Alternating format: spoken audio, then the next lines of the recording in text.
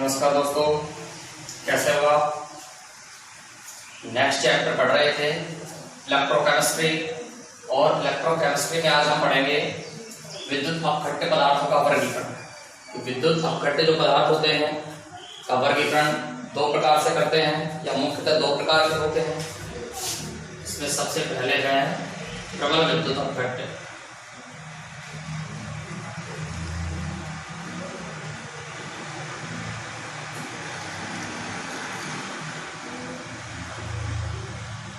और एक होता है दुर्बल विद्युत अपघट्य।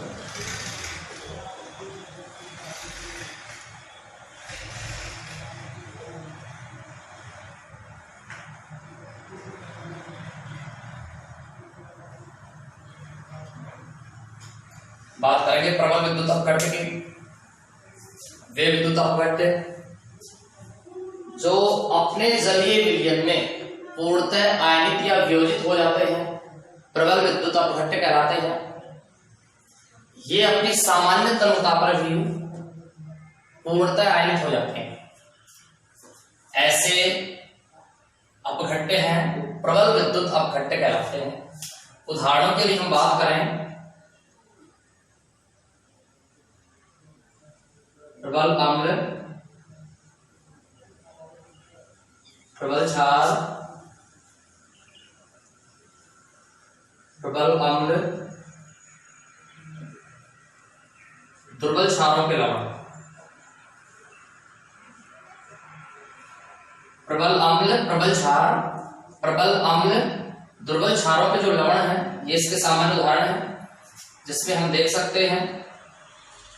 एक और ले लेते हैं। इसके अलावा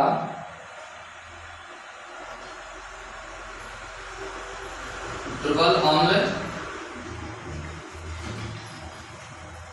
तथा प्रबल क्षारों से बने जो लवण हैं, वो भी प्रबल विद्युत अपघट्य के उदाहरण होते हैं। इसके अलावा NaCl है, KCl है, NH4Cl है,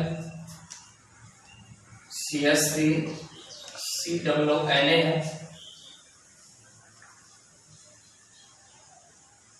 HCl है, NaOH है। ये सभी प्रबल विद्युत अपघट्य के उदाहरण।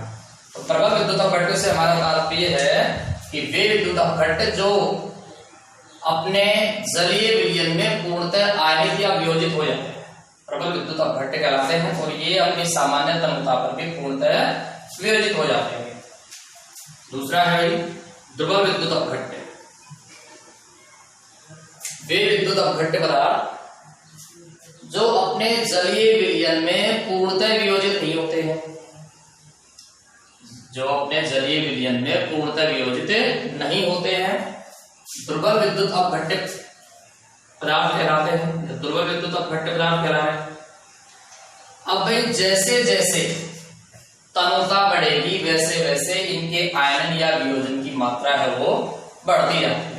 तो वे होंगे भाई दुर्बल विद्युत अपघट्य पदार्थ। जैसे भाई दुर्बल अम्ल, दुर्बल क्षार, दुर्बल अम्ल, दुर्बल क्षार से बने लवण। दुर्बल अम्ल, दुर्बल क्षार, दुर्बल अम्ल, दुर्बल क्षार से बने जो लवण हैं, वो इसके उदाहरण होंगे। इसके अलावा H2CO3, H2BO3, NH4OH और CH3COOH, ये इसके सामान्य उदाहरण है। बेटा मैंने PDF फाइल बनाई है, उसमें किसी स्टूडेंट का बनाया हुआ मैंने लिया है नोट्स, उसमें ये शायद गलत लिख रखा हो, आप इसको देख के सही कर लेना। फिर भी आपको कहीं समस्या आए तो RBSC राजस्थान बोर्ड की जो बुक है उसको देख के आप इसको सही कर सकते हैं। तो ये हो गया भाई विद्युत अपघट्य पदार्थों का वर्गीकरण। और यहाँ हमने समझा है कि जो विद्युत अपघट्य पदार्थ है वो दो प्रकार के होते हैं, प्रबल विद्युत अपघट्य पदार्थ और दूसरे हैं दुर्बल विद्युत अपघट्य पदार्थ। अब इसके पश्चात नेक्स्ट जो टॉपिक है वो हम पढ़ेंगे भाई चालक को प्रभावित करने वाले कारक, वो भी किनके, विद्युत अपघट्य पदार्थों के चालक को प्रभावित करने वाले कारक।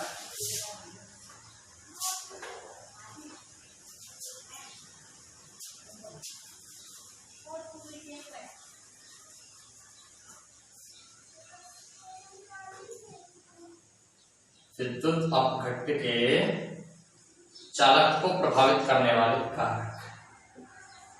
और सबसे पहले हम पढ़ेंगे बेटा आयन आकर्षण बल।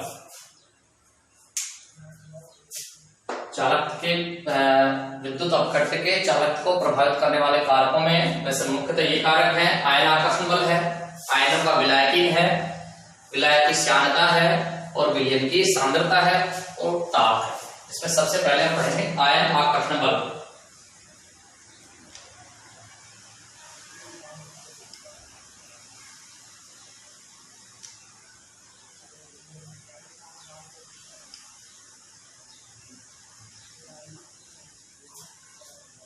तो भाई आयन आकर्षण बल, आयन आयन के मध्य में जितना प्रबल आकर्षण बल होगा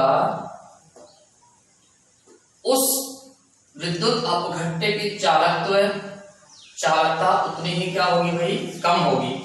क्योंकि आयन आयनों के मध्य में प्रबल आकर्षण बल होगा तो वियोजन या आयनन नहीं हो पाएगा, वियोजक व आयनन नहीं हो पाएगा, तो चालक तो है वो कम हो जाएगी, चालकता है वो क्या हो जाएगी भाई, यहाँ कम हो जाती है। अगर ये आयन आयन आकर्षण बल दुर्बल होता है तो विद्युत अपघट्य पदार्थों का आयनन आसानी से हो जाता है। जितना अधिक आयनन होगा वैसे वैसे चालक तो है उसका मान बढ़ता जाएगा। तो हम कह सकते हैं कि जो दुर्बल विद्युत अपघट्य पदार्थ होते हैं उनमें क्या होता है, आयन आयनों के मध्य में आकर्षण बल प्रबल पाया जाता है, जिसके कारण उनका वियोजन व आयनन नहीं हो पाता है और उनकी चालक जो है वो कम हो जाती है। जैसे हम बात करेंगे, देखो आयन विलायकीन ऊर्जा, आयन व विलायकों के मध्य में जो अंतक्रिया होती है उससे जो ऊर्जा निकलती है उसको कहते हैं विलायकीन ऊर्जा। क्या कहते हैं भाई, विलायकीन ऊर्जा। और जब विलायक के रूप में जल स्वयं होता है तो उसको कहेंगे भाई जल योजन ऊर्जा। उसको क्या कहते हैं बेटा, जल योजन ऊर्जा। भाई आयन आयन आकर्षण बल, आयन आयन आकर्षण बल जब आयन विलायकीन आकर्षण बल से अधिक होता है तो उन विद्युत अपघट्य पदार्थों का वियोजन नहीं होता है या कम होता है, जिसकी वजह से इनकी चालकता है वो कम हो जाती है। तो ये हमने पढ़ लिया भाई आयन आकर्षण बल। इसकी पीडीएफ मैंने उपलब्ध करवा दी है, सब सारी भाषा है वो ऐसे कैसे उसमें समझ में आ जाएगी, अच्छी तरह से आप पढ़ सकते हो। दूसरा जो है आयनों का विलायकीन,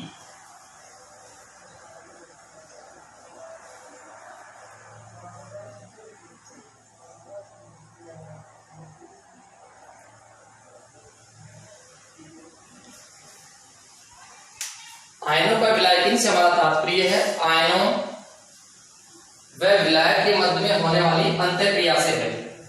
और यह होता है कि आयन के ऊपर विलायकों की परत चढ़ जाती है, जिसकी वजह से आयन है वो भारी हो जाता है और आयन है भारी हो जाने के कारण उसकी गति कम हो जाती है। और जैसे ही आयन की गति कम होगी वैसे वैसे चालक तो है वो भी क्या होगा भाई, कम होगी। तो ये हो जाएगा आयनों का विलायकीन। तीसरा है विलायक की श्यानता। देखो श्यानता से हमारा तात्पर्य है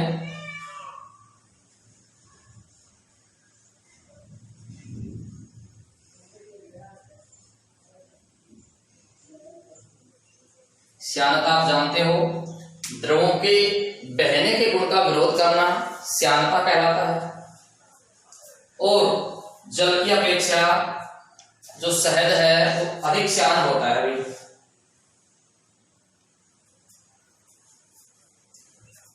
विलायक की श्यानता है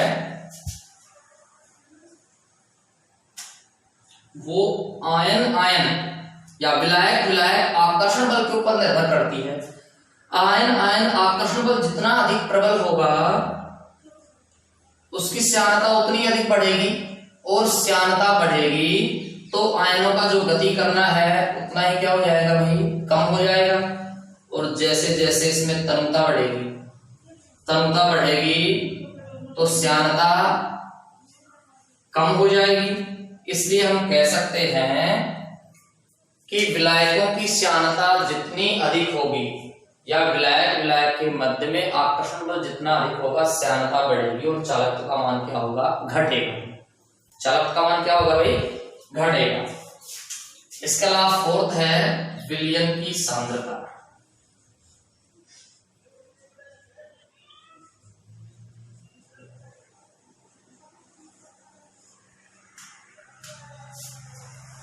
देखो विलयन की सांद्रता जितनी अधिक होती है वैसे वैसे आयनों का वियोजन है, आयनों के जो गति करने मूवमेंट होता है उतना ही कम हो जाएगा और चालकत्व का मान उतना ही क्या हो जाता है, कम हो जाता है। जैसे जैसे इसकी तनुता बढ़ती है, तनुता बढ़ने के साथ साथ चालक का मान भी बढ़ता जाता है, क्योंकि आयनों की गति है वो स्वतंत्रता पूर्वक व तेज गति से होती है।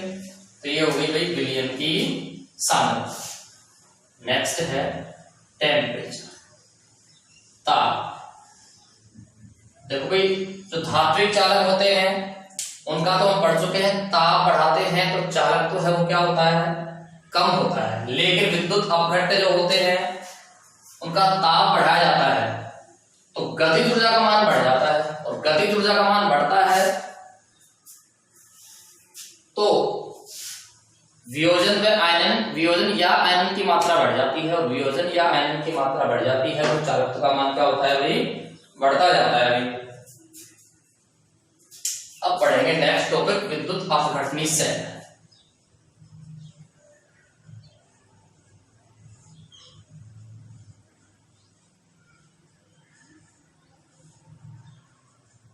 विद्युत अपघटनी सेल